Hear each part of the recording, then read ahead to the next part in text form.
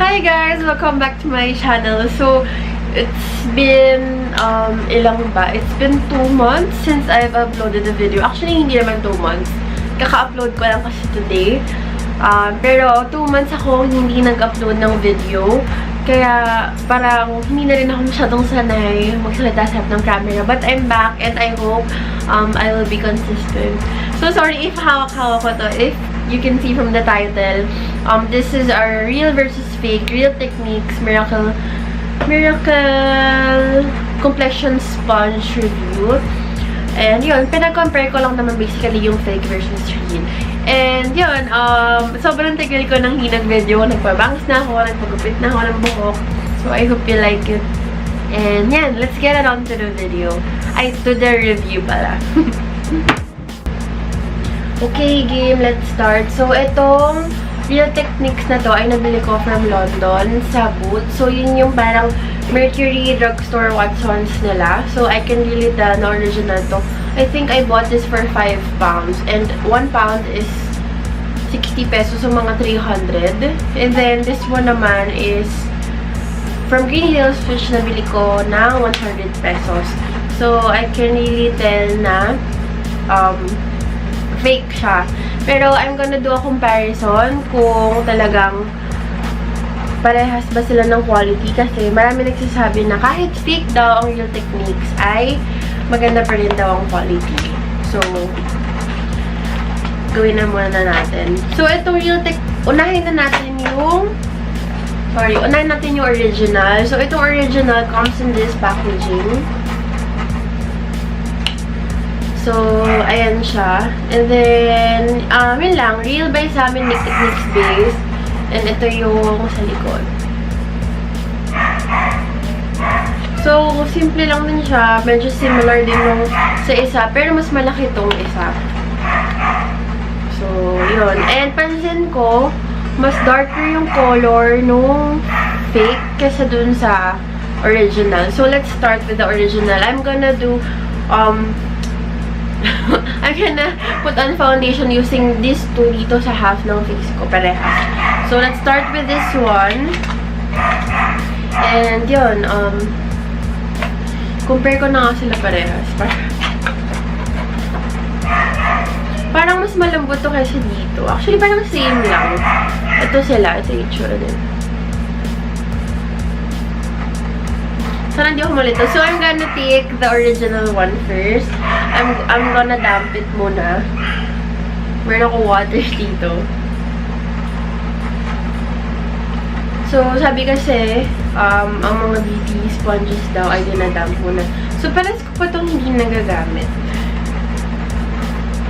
Okay, so it's damped na. And I'm gonna put on foundation. I'm gonna use the Revlon Color Stay Makeup. Guys, sorry kung hindi na ako masyadong confident sa harap ng camera kasi matagal kong hindi nag-video, ngayon na lang ulit. So, I'm gonna use ito na lang, this side of the sponge. Hindi siya naging super soft nung dinampin ko siya.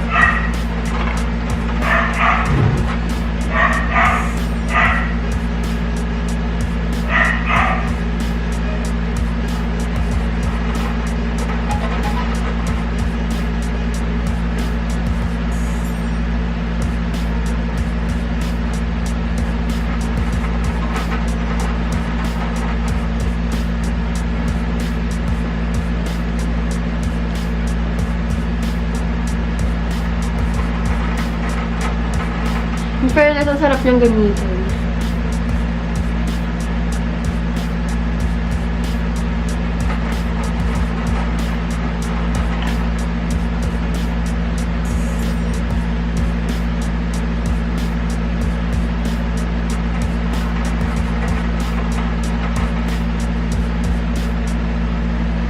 So, this is the original side.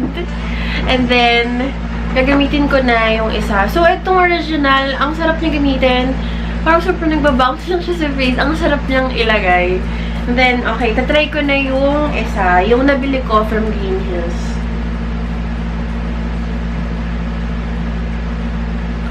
So, hindi siya yung na-expect ko na lalaki ng sobra. Lumaki ba? Okay, so this one naman is the 100 peso Real Technique sponge na nabili ko sa Green Hills.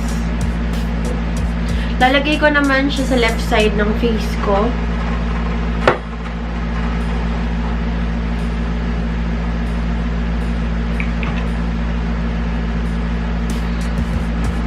So, wala rin siyang smell. Hindi siya yung amoy,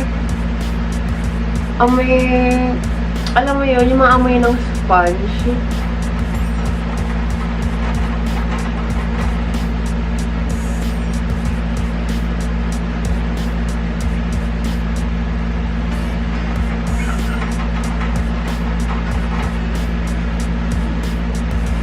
In fairness ha, hindi sila nagkakalayo ng pakiramdam sa pag-apply. Oh?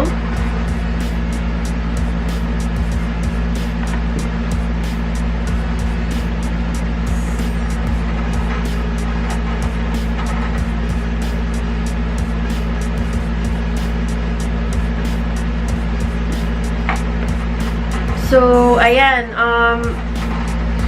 tingnan nyo nga kung meron bang difference sa pag-apply. Parang wala naman.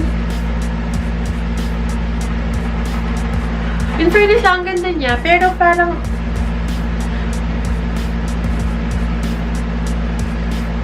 actually, same lang. Parang same lang sila. Mas soft pa nga itong fake one kasi dito Or hindi ko lang ito na basa agad. So, I'll go on with my review. Tapusin ko lang yung makeup ko and then I'll give you my thoughts on these two products. Okay, so I'll finish with the rest of my makeup. So, magagawa na ako ng conclusion kung ano talaga yung na-observe ko based sa two products. So, this one is yung original and this one is yung fake. And then, in order to know kung ano yung original, ano yung fake, sa original, meron kang makikitang, wait, I hope you can see it. Wait lang. Ayan, may makikita kang naka-emboss na RT, meaning Real Techniques, of course, sa original. And then, dito naman is wala. So, tinignan ko yung, wait, focus. Tingnan ko yung buong pagkatao nito. Wala siyang RT na naka-emboss. Tapos, based sa touch nila, mas dense to. And this one is parang mas bouncy nga to, mas malambot, lalo na pag-dampen. So, based naman sa pag-apply, ito kasi, parang medyo matigas siya. While this one naman is super soft. Ang sarap niya sa mukha. And, kahit sabihin natin kahit fake to, parang mas gusto ko nga to Kasi parang, it's the same. Pero you get this for a cheaper price.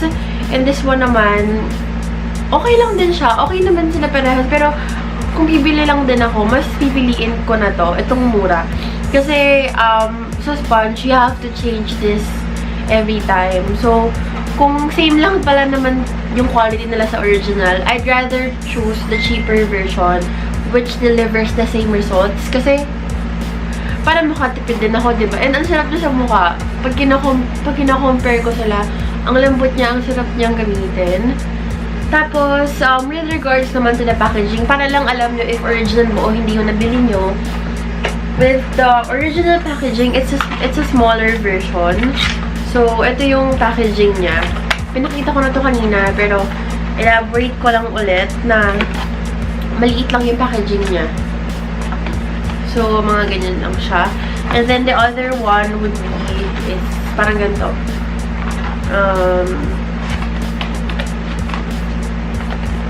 Yan, mas malaki. So, I don't know if may fake version ng ganito, yung maliit na packaging. Pero, ito yung nabili ko from Vehneesiah, 100 pesos lang. And, with regards to the application, yun nga sinabi ko, mas gusto ko yung fake. Sorry. Pero, ang lambot kasi niya. I don't know if you can tell kung yung touch nila sa video. Pero, ito kasi parang may effort pa to touch. Hindi naman effort, pero parang hindi ko siya ma-explain. Hindi ko siya ma-explain na maayos. Pero, mas gusto ko to. So, ayun, in order to find out kung fake siya o hindi, tingnan nyo lang yung packaging, tapos ma-check nyo naman siguro yung loob niya. Kung meron siyang RT na nakalagay sa mismong sponge, and then, ito is wala. So, yun, I think nasabi ko na mas gusto ko nga yung fake. And, that's it. Yun lang at, that's the rest to it. Kasi, maganda siya. So, in conclusion, kahit pa ulit-ulit na ako, if you want to save up money, I suggest you buy the fake one. I know, hindi rin siya magandang bilhin because we're embracing yung mga products na kopya. But if you want to save up money, tapos kung lagi ka naman napapalit ng sponge, why not buy the cheaper one with the same quality kasi yung original. Pero, with the original naman, is still good. Parehas lang naman yung pag-apply. Walang difference sa pag-apply ko. Parehas silang okay, parehas silang pantay.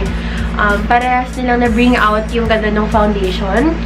So, it all depends sa'yo. For my end lang, I'd rather buy the fake one. Yan. So, I guess that's it. That's my fake versus real techniques review. I hope you enjoyed this video. Thank you for watching. Bye!